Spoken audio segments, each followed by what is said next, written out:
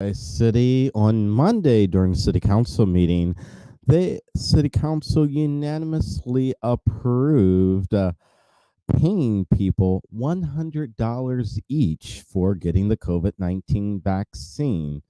That's only after they say the numbers could be a lot higher for people getting the vaccination for the coronavirus.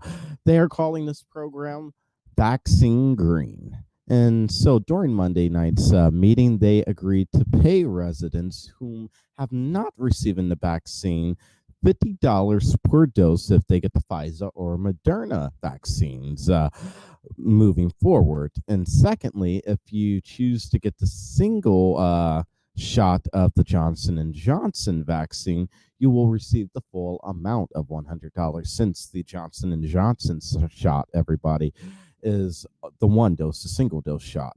And the Moderna and the Pfizer are the double dose. You get one and then you come back 2 weeks later and you have to get the second.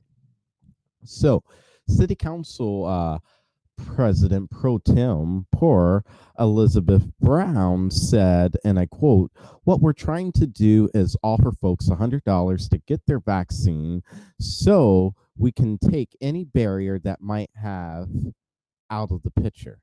And she further went on to say the fact of the matter is life and finances very much gets in the way for a lot of workers across Columbus. So what the city has done simply is they have set aside $275,000 that's coming from my pocket and your pocket, taxpayers' pockets, for the program, meaning basically 2,750 residents are actually eligible to take part in this program, but they are saying residents will need to register for this program through the Columbus Urban League.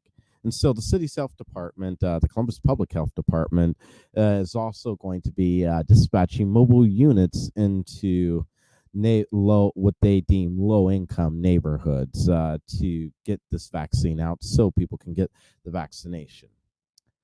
Let me talk a little bit about my whole thoughts about this program right now. So, the ideal of the program is actually a great ideal, but what is messing with my mind right now is how are you going to disperse this $100 to people? Number one, because traditionally the people who aren't getting the vaccination, as you have pointed out, are in low income areas like Linden, the Hilltop, the not the King Lincoln District, but the Mount Vernon area, and so on and so on. But, but the reason why these people aren't getting the vaccination isn't because it's directly correlated with low income areas, but they aren't getting it because for the Pfizer and Moderna, you have to go back twice, and some of them could barely afford to get to work. So you say, all right, we'll pay you, we'll give you an extra incentive, we'll incentivize you to get the shot. And so I do think it's good there. But my problem that I'm having is most of these people in these neighborhoods, they don't have bank accounts. So how are you going to get the money to them? All right, so you say I'll give it to them via Visa gift card. So if you give them a Visa gift card, they still have to pay like a $2, $3, $4 activation fee. So they aren't really getting the full $100. All right, so let's push it a step further. Let's say you just give them a gift card to Kroger or Walmart or something like that.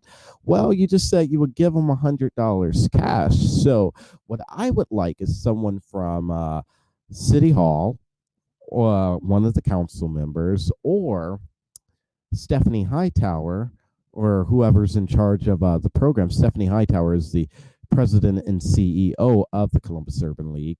I would like someone to give better clarity on how this money is going to be dispersed because we know you have to register with the Urban League, but if you register with the Urban League to get the shot, or do they have the staff on site to provide you with one of the three different vaccinations, whether it's Moderna, Pfizer, or Johnson and Johnson?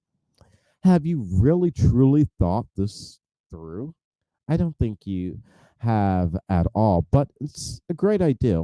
I'm glad it was unanimously approved. But then the second thing I find crazy is that, and I guess you had to cut it off somewhere, but only 2,750 residents get to partake in this program. So, what happens if it fills up like that? Will you refill and replenish the program with money? So, there's a whole lot of questions that don't have a lot of answers. True enough, the main pushback and argument is going to be, well, we've never done nothing quite like this before.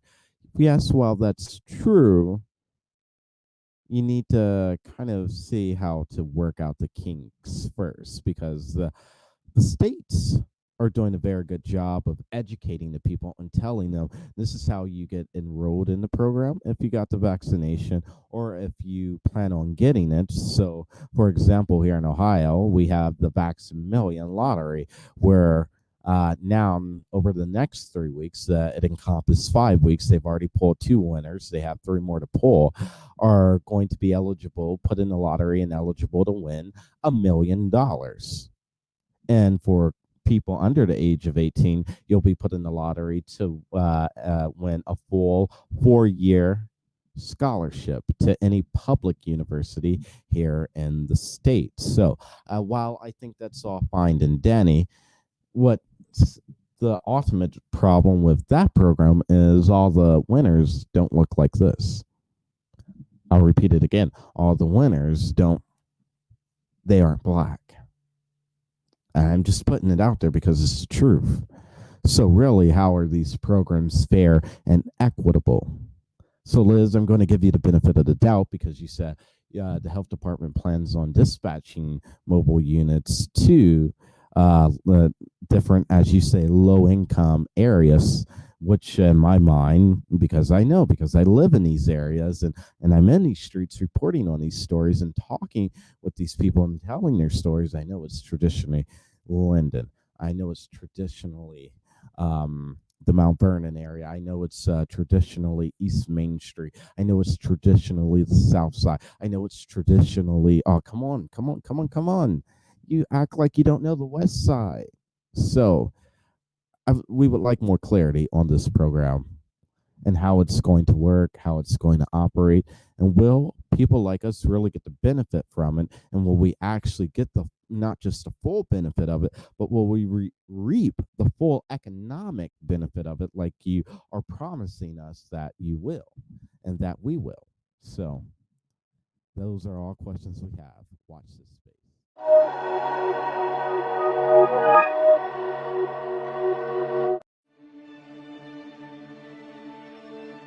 Sometimes your life won't turn out how you plan it. It turns out how you work for it. How you wake up and you chase that dream every single morning. It's what you give your time and your energy to that takes you to the next level. And that's royalty.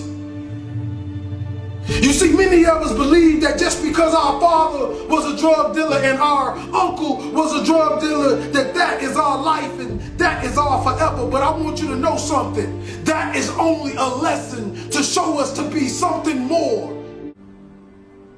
It's a mentality. Roses can grow in the projects if you take care of the soil. It don't matter how big the house is, baby. It's the love inside of it. Take care